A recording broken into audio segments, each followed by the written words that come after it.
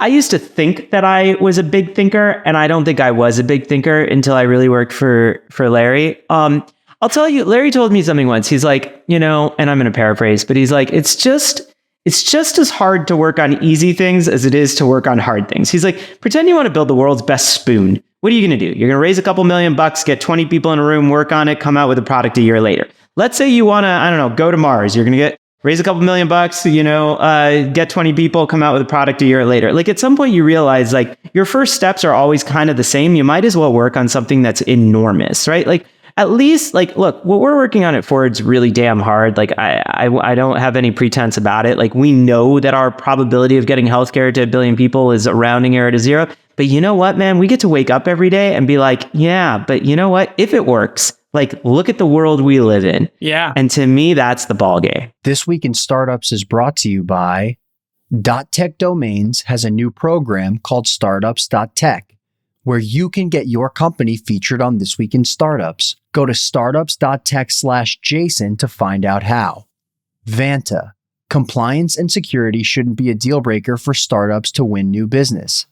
Vanta makes it easy for companies to get a SOC 2 report fast. Twist listeners can get $1,000 off for a limited time at vanta.com/twist. And Arising Ventures is a holding company that acquires tech startups facing setbacks. Arising Ventures knows what founders care about because they aren't bankers, they're tech founders themselves. Go to arisingventures.com/twist today to learn more and connect with the team. Hey, everybody. Welcome back to This Week in Startups. Today, you're in for a treat because we have somebody who's an angel investor in a lot of notable companies, including ones I've invested in, like Robinhood and Uber, but also Coda. I love Coda, Opendoor, Airbnb, bunch of great companies. Also worked for Larry Page at Google. Did some work for President Obama related to science and technology. But most importantly, he's working on a company called Forward, which you can go see at goforward.com, which is setting the goal to make healthcare more preventative and basically revolutionize the space. His name is Adrian Aoun, and he is the CEO of Forward. Welcome to the program, Adrian. Not at all. Thanks for having me. Good to see you, man.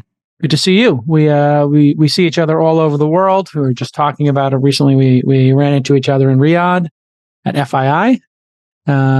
Very interesting. Which is funny when we don't run into each other in San Francisco, but we do in Riyadh. There's definitely something happening over there. It does seem to me like the whole region. I just, I've been to Riyadh once. I've been to Abu Dhabi, Dubai, Doha. I think that's it, actually. But it does seem like they have come to participate meaningfully in the technology and capital allocation business. And the reforms over there and how the society has changed has been very dramatic in Riyadh. And obviously, Dubai's been on a 20-year journey this way. What do you think founders and capital allocators should know about that region and their intent?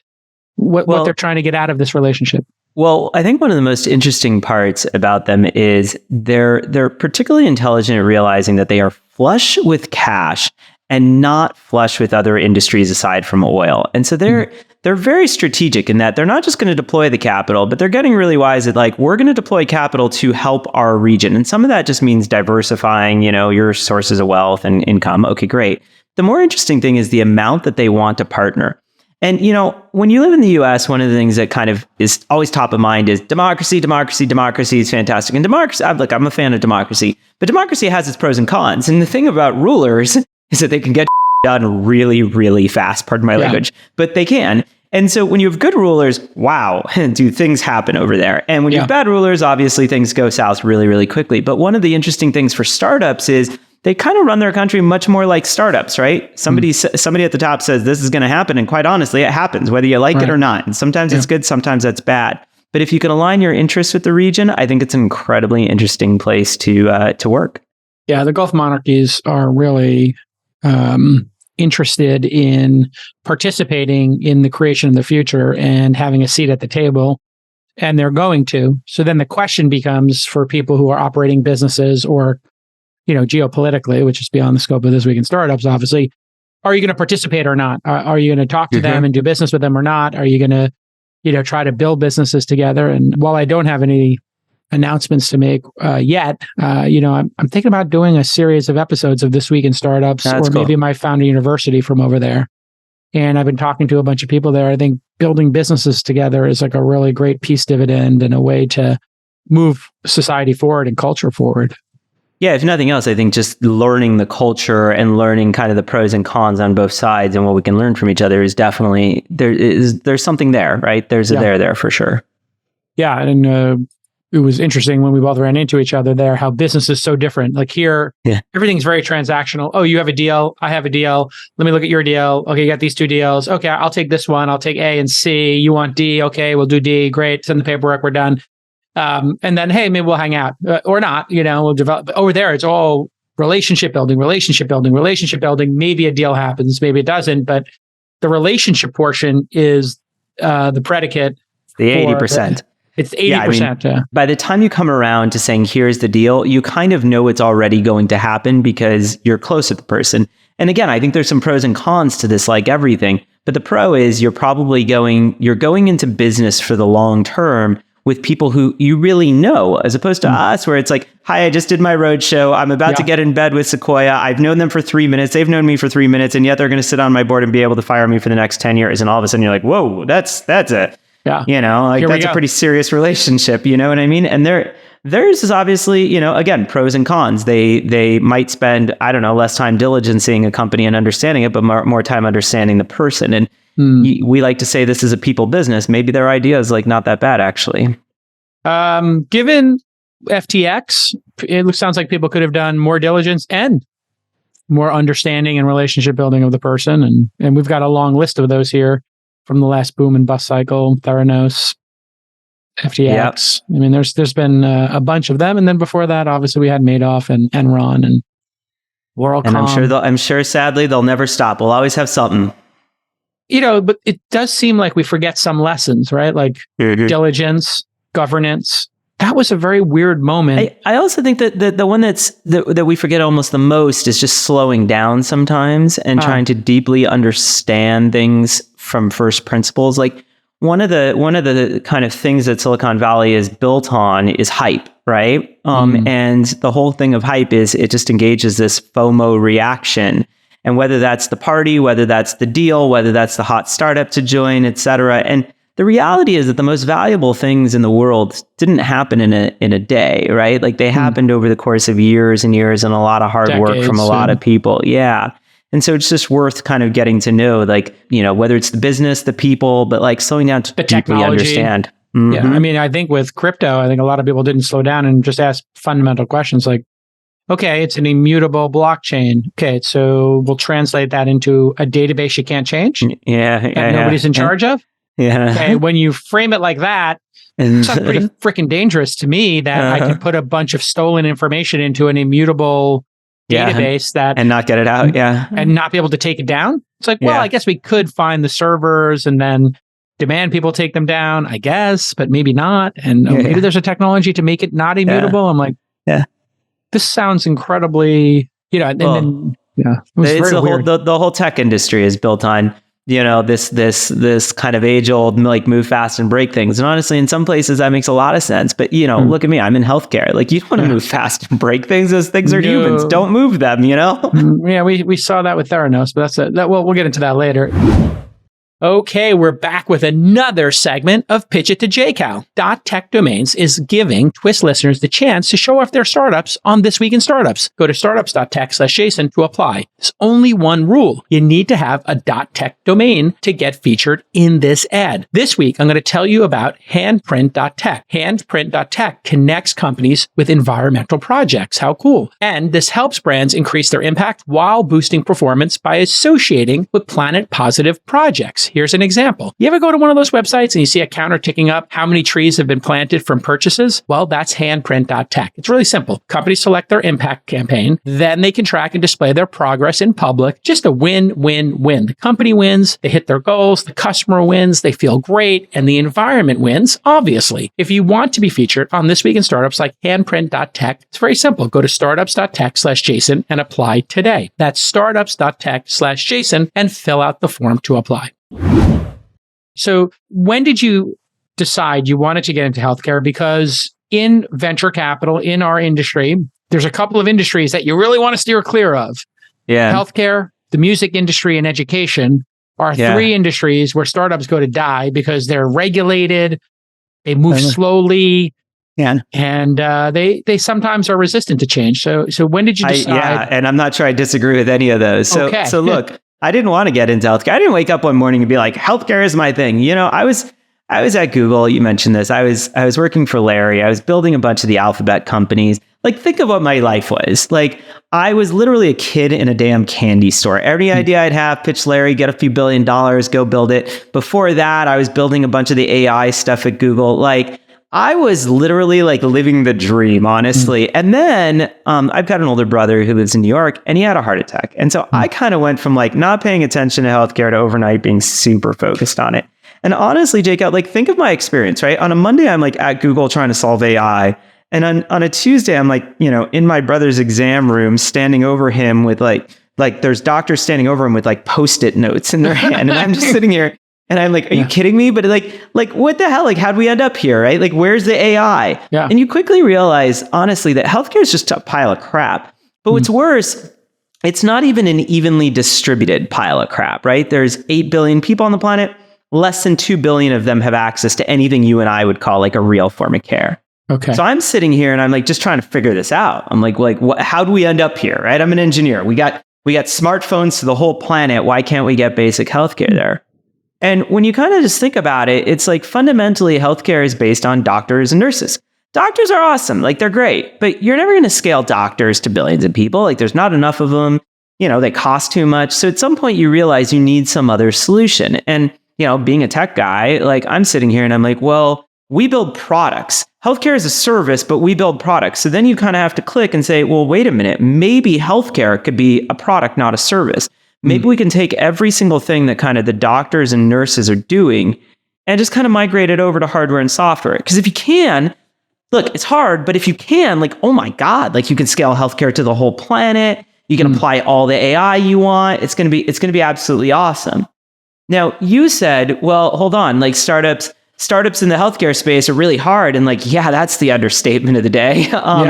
Because you know what? Like most startups, you start with this naivete of like, oh, it can't be that difficult. I'll just go solve it. It'll take me a year and I'll be done, right? It's it's a necessity to have that naivete. Yeah. Because if you did know how hard it was going to be, I know, you wouldn't do it. By the time you're like pot committed, now you're like, oh, now I realize it, but whatever, I'm already in. So look, here's what we did. We basically, I don't know, when you want to boil the ocean, you got to start somewhere, right? Elon starts at the Model S and goes to the Model 3. So you ask a little like, well, what's our Model S? Our Model S is basically that we built a high-tech doctor's office. I think you've seen one of them. We built one in SF. It did pretty well. We've scaled it up to, 20 cities or so. And so that's really awesome. But obviously you're like, okay, Adrian, but a high-tech doctor's office is never going to scale to billions of people, never bring about your AI future.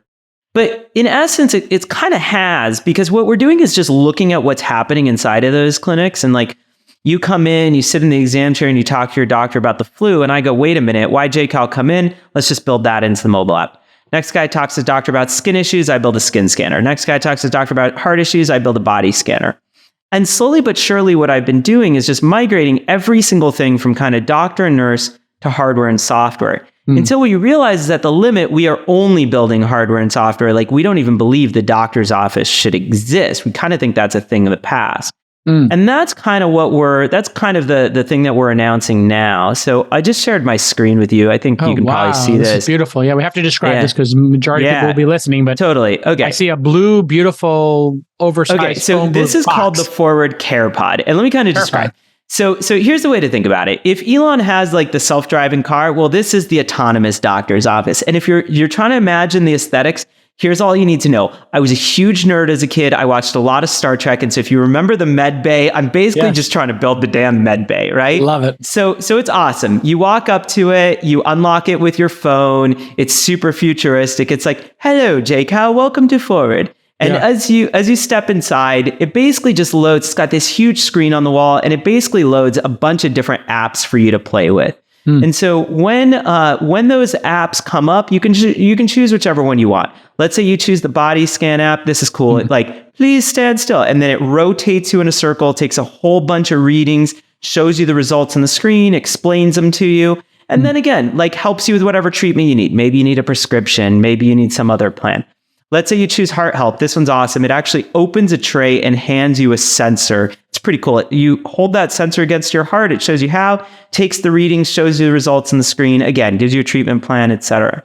Like probably the best way to think about it is almost the same way that you think about like an ATM. And by that, what I mean is an ATM doesn't do everything that a bank does. It does maybe 90, 95%. You lose your credit card, you can still call the teller. Well, for us, the same thing. We still have doctors, but now the doctors, they're not doing the 100% of the care. They're just there for kind of that final 5 or 10%, like the complex or frankly, you just want to kind of talk to the doctor. You got some weird exception, things like that. Right. And so this is a little what we built. I actually have, I've got like a video we could play and maybe just the first few seconds of it, and you'll get a good sense of what we're building.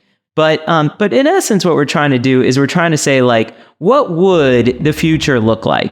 This is not a doctor's office.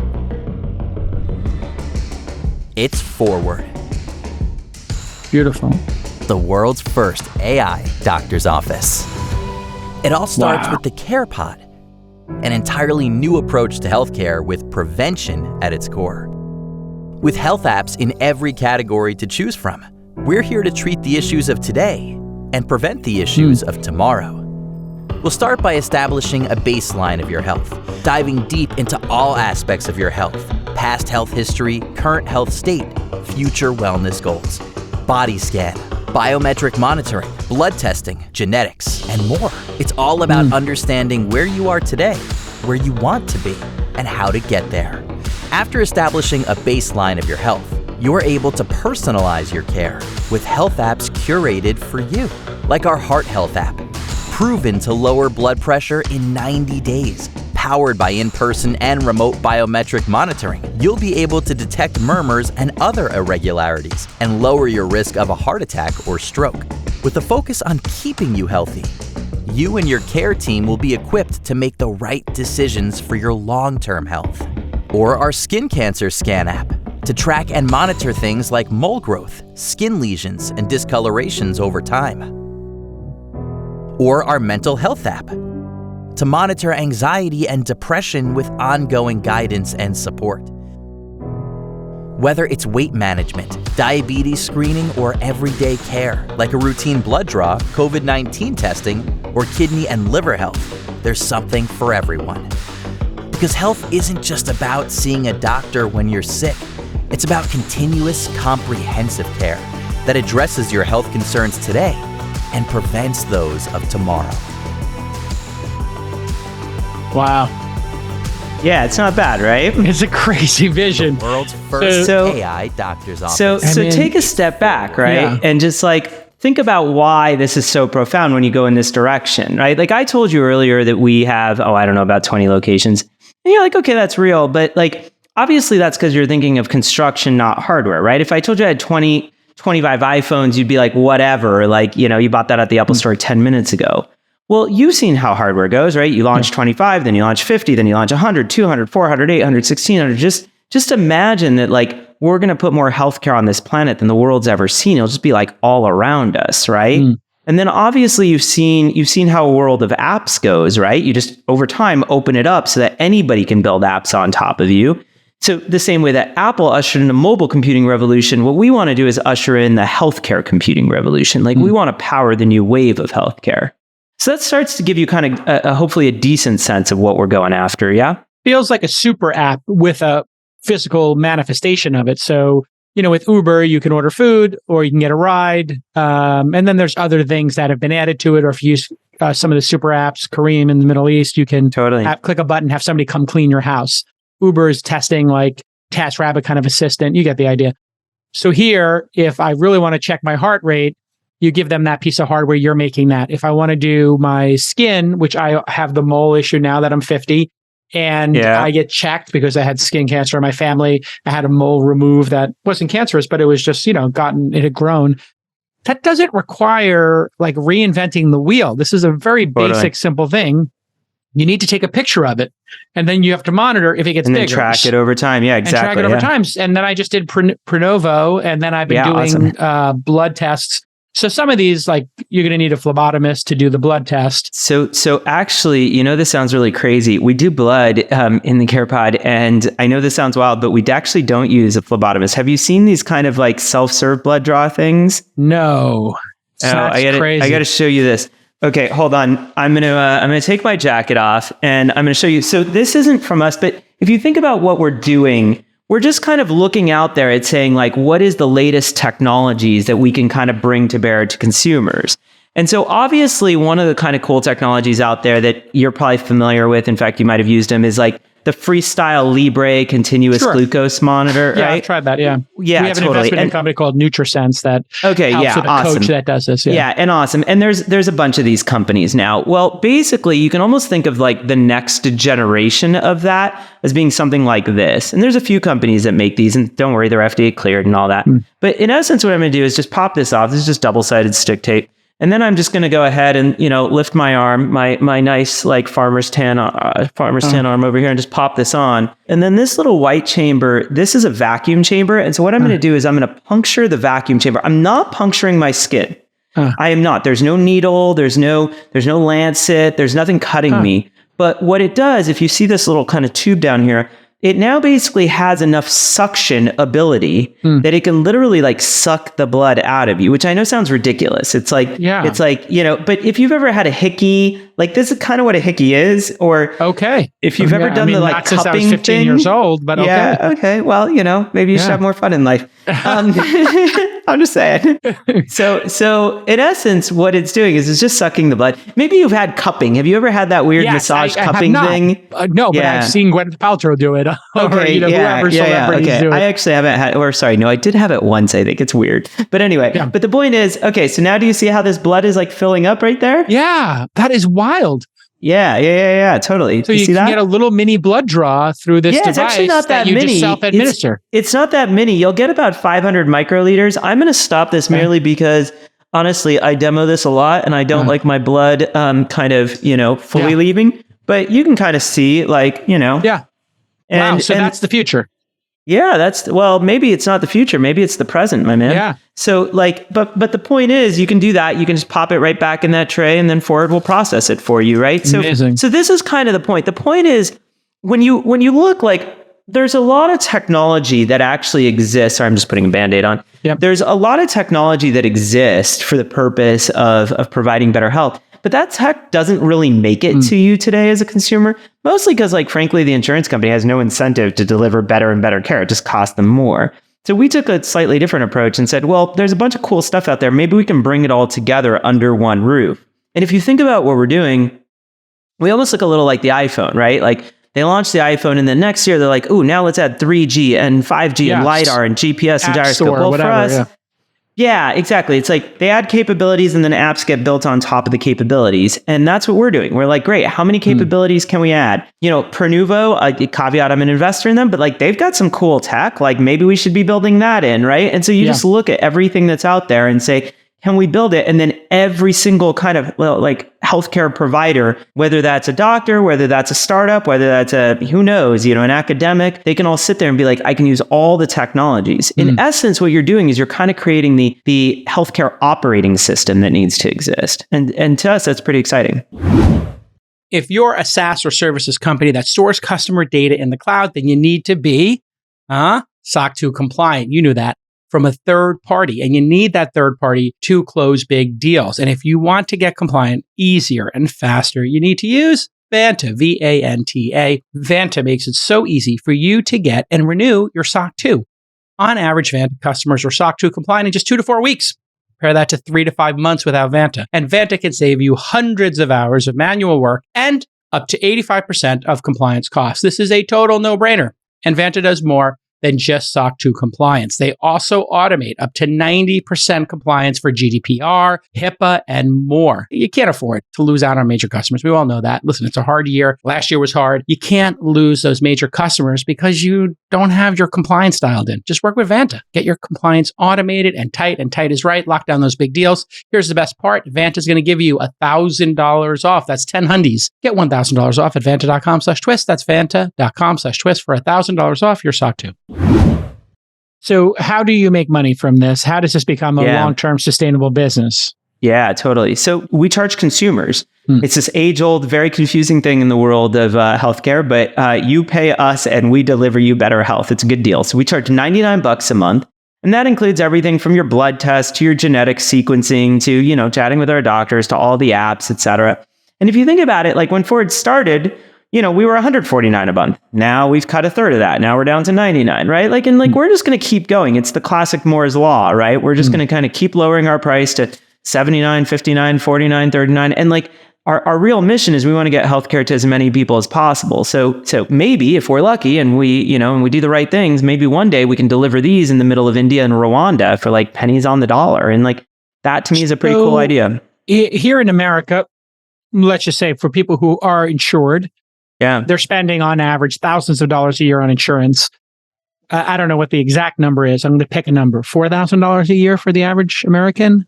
I think it's more, but honestly, I don't know the exact number. Sorry. We'll go with $5,000. We'll say $5,000 American. Yeah. So let's say out of that care, they use up some percentage of that, like 80% of it with actual care. I don't know, because there's got to be some profit margin there. But okay, so let's say we're back down to $4,000 to spend per person in the healthcare system. Okay, on average. What percentage today, and by the end of next year, let's say somewhere in that range, would you, with Forward, be covering? Because it does seem like a lot of the visits I do are a complete, utter waste of time. That I could have just filled out an online form. I could have just answered a text message. But yet, I have to go into my doctor, my dentist. Everybody wants me to come see them for a stupid prescription. Paid. That's how they get paid. That's how they get paid. The problem. It's so infuriating. I know. It's a waste of their time, waste of my time, waste of office space. So of the 4,000, if we were going to say that, how much would we, Yeah, it's a good question. So if you think about it, we can already do kind of all the primary care stuff, and then we can already do some specialties, right? So basically what we're doing, just to kind of give you the strategy, is we're just watching every time we refer somebody outside of our system and then saying, why did we refer them out? Why didn't we just do that ourselves? And so we don't do all of cardiology, but we do the frequent parts of cardiology. We don't do all of dermatology, but we do the frequent parts of dermatology. And so we're kind of just continuing to add, right? It's again, the first iPhone had, 10 apps. Now there's 1 million, right? Now it does basically everything except I think my house keys and my driver's license. And even that they're about to get, So the way I think about it is, every day it's climbing up more and more. I'd say today, easily Forward is cheaper and easier than using your own healthcare plan. And you're what are you talking about? I paid for my healthcare, but not really, because you've got a deductible and we're cheaper than your deductible almost always. So that's wild for me to think about, right? We are cheaper than using the thing you already paid for. What the hell? And so, we're covering most things. You don't need to leave our system too often. Occasionally you do, but we're trying to cut that down every day. You have physical storefronts now. These pods are the next manifestation, I guess, because they'll be cheaper and easier to deploy because you don't need a storefront. Yeah, you got it. Exactly. Yeah. We're our whole thing is we're just how can we make healthcare super damn scalable and super good, just increase the quality. You were talking about Uber earlier. Well, let's just take a step back and let's ask ourselves, why is the iPhone so valuable? Well, it's because every single one of these icons is a 10 to $100 billion company, right? Uber at, I don't know what they are, 50, Spotify at 80. Why? Because there's thousands of people working on each one of those problems. Thousands of people at Uber working on just transportation. Thousands at Spotify working on just music. Well, now ask yourself the question of imagine you walk into a CarePod and you're like me, you got a little hair loss, and you're you know what? There's a $10 billion company working on just that. You have a rash, $20 billion company. You want to prevent breast cancer, $100 billion company. Holy crap, that's an insane world, right? You'd be excited. No single doctor without a bunch of technology is ever going to compete with that. That's the world that we need to get to, where we go super deep at understanding and solving each and every problem. And I, I'm not a healthcare guy. I'm much more your standard Silicon Valley tech nerd, right? So I can't come up with what is the next healthcare innovation, but I can come up with tools to help these researchers and doctors go deeper and deeper at solving problems. And that's what we're trying to do. There is a nice part of this, which was a silver lining of COVID, was we forced remote and we forced kind of self-care to a certain extent, where you had to take some directional ownership of your healthcare. And so people would start using, what are the online services? Hims. There's one for women, Roman. Totally. There's a bunch of these. Yeah. And so people started doing remote prescriptions. A little dangerous, I guess. There could be abuse on the margins, but people did realize, it's really kind of awkward for me to get this type of prescription. I don't want to talk to anybody. I'd rather do it through an app. I'd rather chat through an app. And so I do think that, getting a body scan or scanning your moles and stuff like that, it's a little invasive. I would rather just stop by the pod. I would rather just go to the med bay, do it myself, be anonymous, let somebody look at my moles, check them out, et cetera. I don't mind stripping down and getting my 3D scan and my skivvies or whatever. It's cool.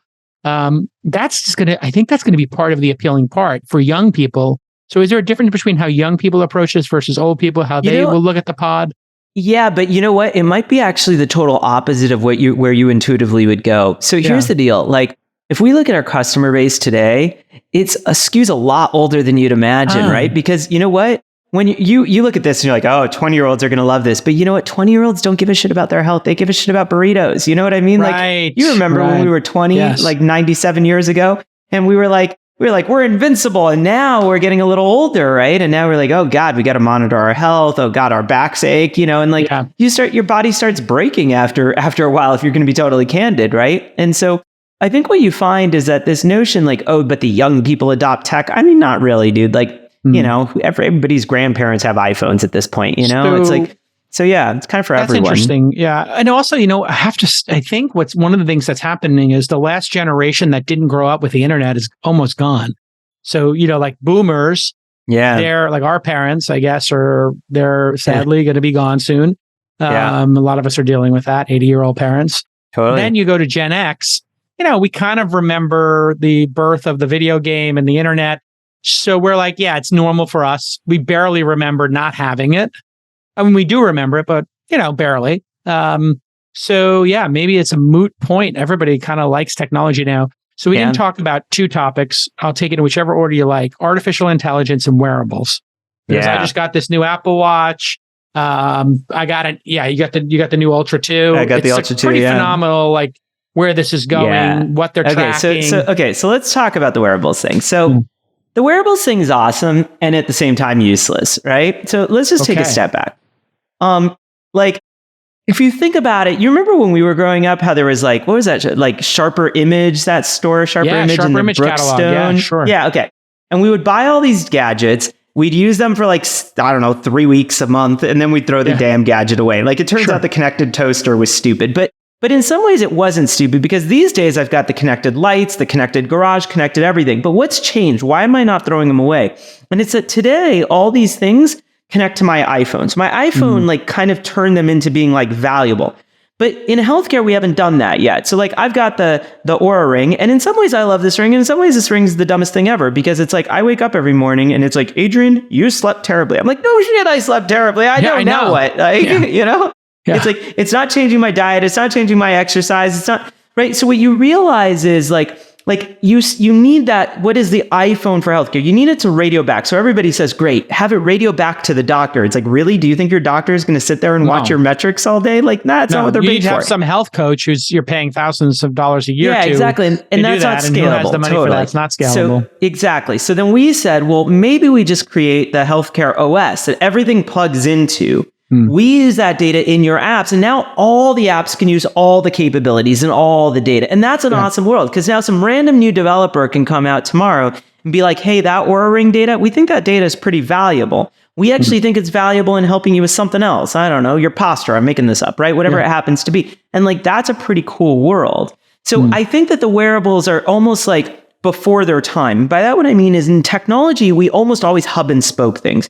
We had servers allowed us to have desktops allowed us to have laptops, which allowed phones, which allowed watches, which allowed, right, like wearables.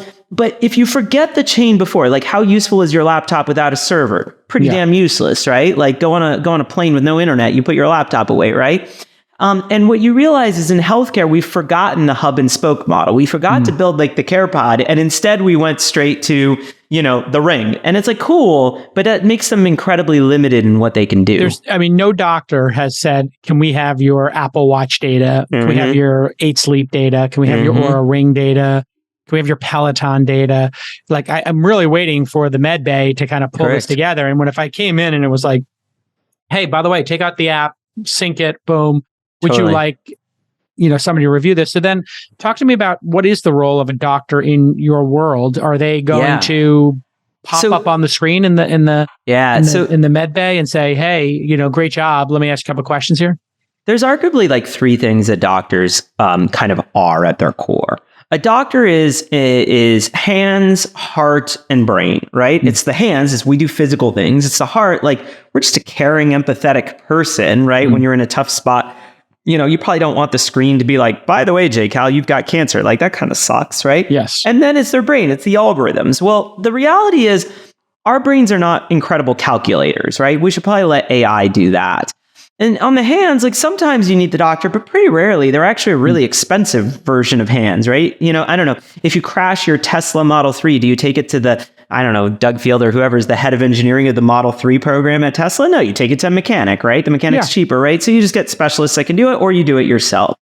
And then it's this notion of like the heart. And I think that's really valuable. I'm not sure it needs to be a doctor. Like if you're going through a tough time, maybe your sister, your brother, your girlfriend, wife, whomever it is, can be the one to help you through them. But the point is that I think that we're almost kind of decomposing what a doctor is into these various constituent parts. For us, I mean, we have a lot of doctors at Forward, and we have some of them that are like building out the applications, and we can talk about how we use AI there. But then we also have some that are just kind of there for the exception case, what the computers aren't good at, or just there to kind of coach people through their tough times, right? And I think each of those is a valuable thing. But the key is you want to rely less and less on doctors on a ratio basis. Like you're not going to grow 1 million doctors tomorrow. So what you really want to do is make sure that each doctor can serve more and more people. They can have more and more impact. Like, look, I'm an engineer. I was at Google. I was working on search. Like I could write code that went out to 3 billion people later that day. Like that's wild. Yeah. Now ask yourself, like, can a doctor do that? Can a doctor affect 3 billion people later today? No, they affect one at a time. And that's crazy. Like they're highly educated. They're like, let's build them better tools. So the doctors could be in some central location and then servicing pods across a nation, across the border. And that's how it works. Yeah. And then where do you place these pods? In the image you showed, it looked like the lobby of an office building. So I'm assuming and that's a lot of these companies are self-insuring, I understand, which I think is a fancy way of saying they just pay for some X amount of healthcare per person. You nailed it. Yeah. This would be super affordable to put in the on a college campus or in a, IBM or Google campus or Facebook campus. Yeah. We've started rolling them out in malls and office buildings. And then we'll go from there. We'll go everywhere. I want to be in airports, sports stadiums. I want to be, you name it. I want to be on cruise ships one day, every random place you can think of, I want to be, right? My goal is to get to the middle of India, the middle of Rwanda, right? Like for us, this is just the beginning, right? And so yeah, we know it's a long journey and we'll work hard to get there. But you can just imagine that like when you think of an ATM, you're kind of like, they're just always all around me. There's always one somewhere, within a few minutes of me. You can rely on it. Exactly. And that's kind of what you want your healthcare to be. You're like, oh, I got to deal with something great. What do the insurance companies think about you? The doctors, obviously, some doctors are going to be drawn to this and think it's amazing. Other doctors are like, I got my own practice.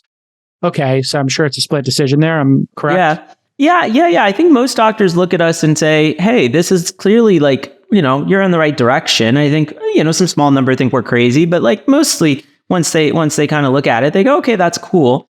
But you're right. Some want to make the transition into the new world. Some don't, right? And that's not going to be easy on everyone. I acknowledge that. Insurance companies, it's interesting. Mostly they've kind of wanted to partner. We've actually had some try to buy us in the past. Problem is, I think like insurance causes a lot of problems in our healthcare system, right? The average person's with their employer for usually about 2.25 years, which means you're with your insurance for about 2.25 years. And so what that means, if you think about it, is like they're pretty short-term oriented. Like you ever notice your employer doesn't walk up to you and say, hey, let's sequence your DNA to understand the cancer you're going to have in 30 years. Why would they? Like they don't want to incur the cost. That's the next guy's problem. But they do walk up to you and say, hey, get your flu shot. Like, why? Well, because you might miss work next month, right? And so we've created an entire healthcare system that's really focused on keeping you at work, not keeping you alive. And like, I kind of hate that incentive. I think it's a pretty rough incentive, Yeah.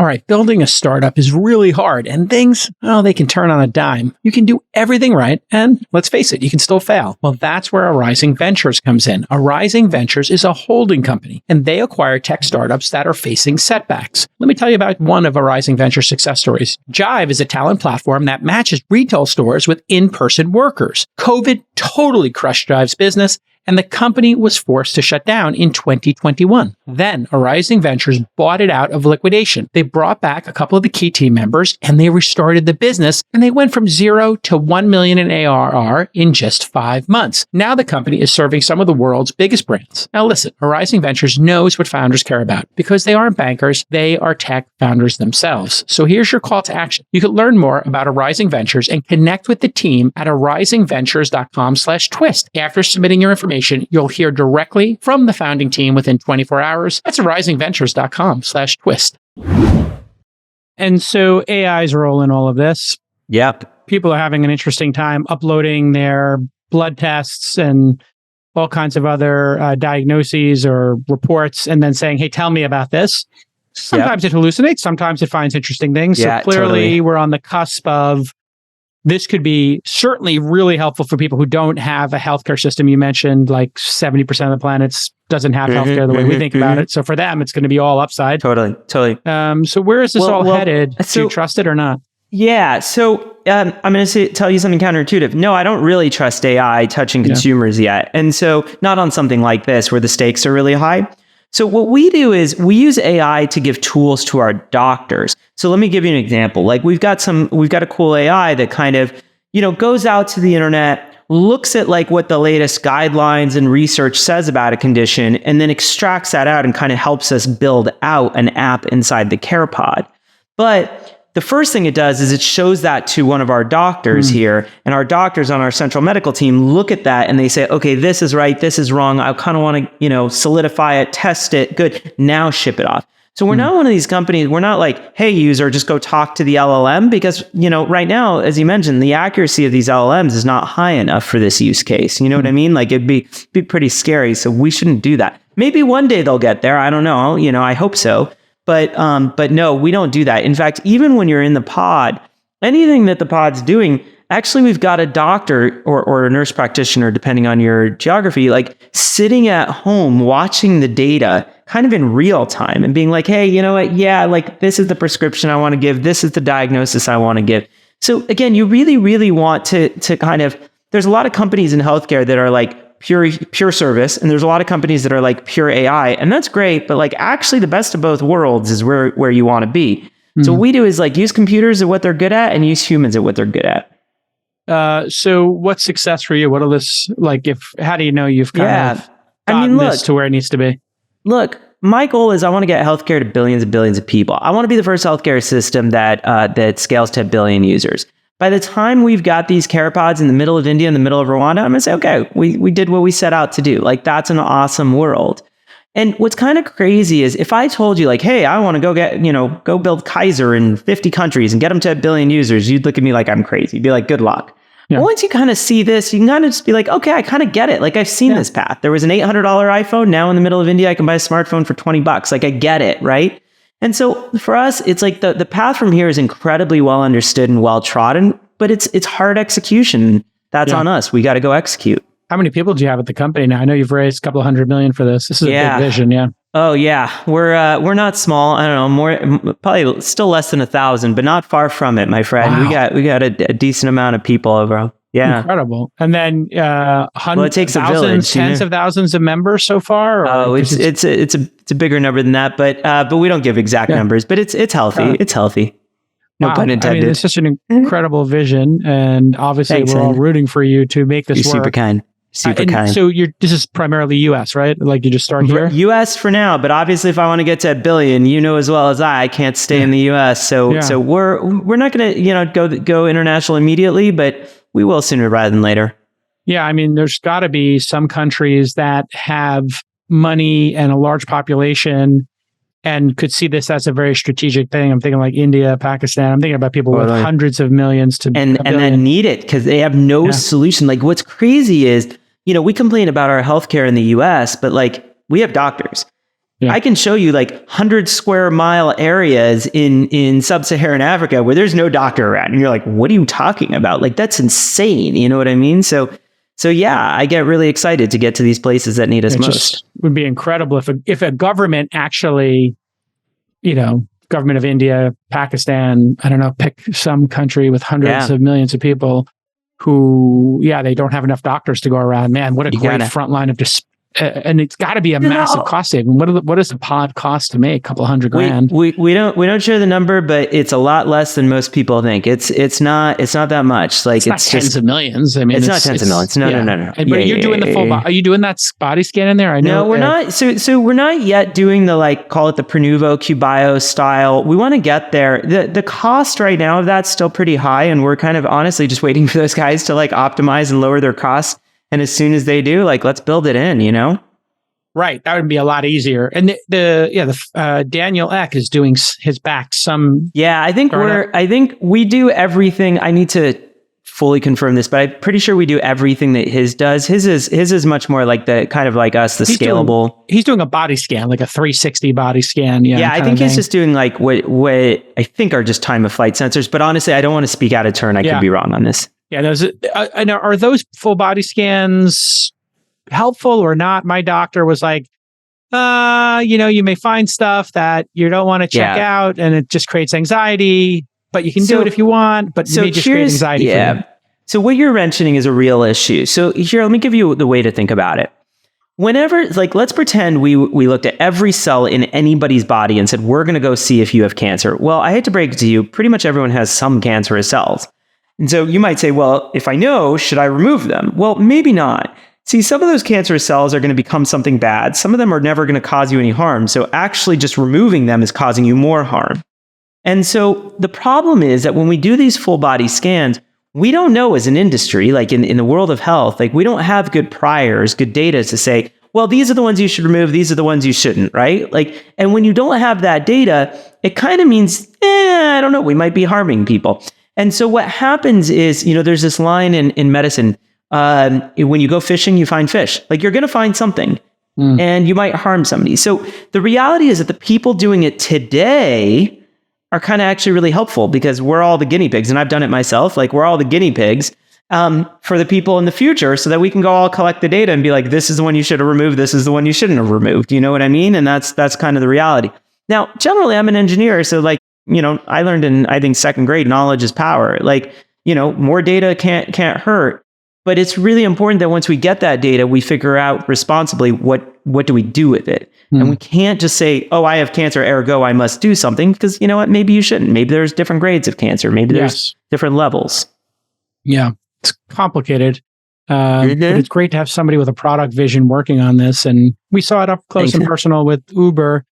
You can build a global business like this. You do get network efficiencies. And when, like you said, there are 100,000 of these out here and one module gets upgraded and 10 people can visit it a day. I mean, you got it. That means, every day 1 million people can benefit from that and upgrade. A lot more than 10 can visit. Now you got it. Exactly. That's the thing. Hardware can amortize. Once you turn healthcare into an infrastructure problem, man, is it a good world. Yeah. Awesome. This has been amazing. I wish you continued success. You're hiring. I know that. Who do you need to work on this crazy vision and help you get it over the... Honestly, anybody we only look for really two things. Wicked smart, and you care to help others. You care to help others so much that you put that in front of yourself. If you want to live your life in service of others and you're wicked smart, great. You don't have either of those, maybe not. I think that's the thing we all learned about hiring is there's people who are talented and then there's people who are mission driven. And man, if you get somebody who's just mission driven and passionate about it and they're talented, you got it. Man, it's just going to be great for everybody. And then talented people who are not mission driven, they're okay for a time. And then people who are not talented are just useless. So you got it. I love it. It's you can kind of go from I hate to say it so from brutal. Quadrant to quadrant. Yeah. Go, refine your skills. Yeah. But no, there are people who are mildly talented, right? And then that's always the problem. I would rather have, sometimes there's people who are just talented enough. They're a 7 of 10 and they're just so mission driven. It's nice to have them around. It's hard. Then it's you flip hard. that around. Somebody's really talented, but they're not mission driven. They're just a mercenary. They're going to cause chaos at some time. Yeah. At some Ain't point. that the truth? Ain't that the truth? It's At just least they mean well. At least they mean well. What's your favorite moment working for Larry Page? Favorite moment? You got to have a great story that you can tell. He's a very iconoclastic individual. Nobody hears from him anymore. He's kind of very quiet. Sergey's back involved. We know that. Sergey is. He's engaged. Nobody knows the extent to which Larry Page is engaged. In our I have many. I'm not sure I should say most, but here's what I'll tell you. I'll tell you the one. I'll give you a lesson from Larry, not a story, because that'll get me in trouble. I'll give you a lesson in our last 2 minutes. But okay, I used to think that I was a big thinker, and I don't think I was a big thinker until I really worked for Larry. I'll tell you, Larry told me something once. He's like, and I'm going to paraphrase, but he's like, it's just as hard to work on easy things as it is to work on hard things. He's like, pretend you want to build the world's best spoon. What are you going to do? You're going to raise a couple $1 million, get 20 people in a room, work on it, come out with a product a year later. Let's say you want to, go to Mars. You're going to raise a couple $1 million, get 20 people, come out with a product a year later. Like at some point you realize like your first steps are always kind of the same. You might as well work on something that's enormous, right? Like at least like, look, what we're working on at Forward's really damn hard. Like I don't have any pretense about it. Like we know that our probability of getting healthcare to 1 billion people is a rounding error to 0. But you know what, man? We get to wake up every day and be like, yeah, but you know what? If it works, like look at the world we live in. Yeah. And to me, that's the ball game. Yeah. I mean, I think that's the right way to look at startups is, what if it works? And we saw that with Uber, we saw with Airbnb. Chances are low of success. What if it does work? If it does work, are we happy? Are we happy? Well, listen, I'm rooting for you. Everybody, the domain name is goforward.com. A pretty good domain name, goforward.com. I don't know who's got forward.com, but a 100-year-old Jewish newspaper that did not want to sell it to us. I will tell you that. Okay, respect. Totally it was hard to argue. It was hard to argue. Yeah, hard to argue. Yeah. So goforward.com. Goforward.com. It's more active. Goforward.com. Yeah, that's right. That's right. Everybody check it out. Go sign up. $100 a month. And this is the future of healthcare, continued success. And we'll see you all next time on This Week in Startups. Bye-bye.